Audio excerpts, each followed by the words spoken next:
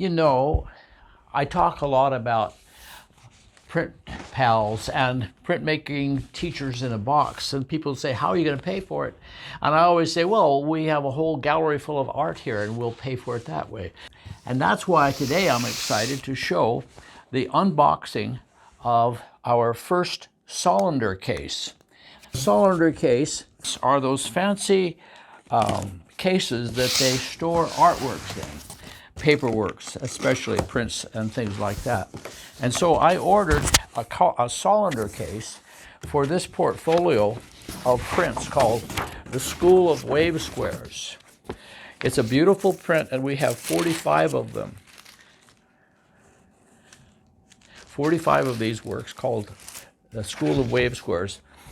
Long story, but anyway, that story will be in the annals of the Ritchie Family Art Collection.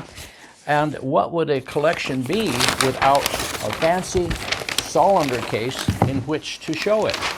So this is a Solander case.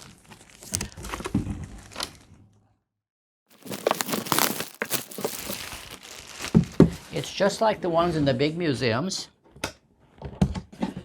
And when you open it up, it folds out like this.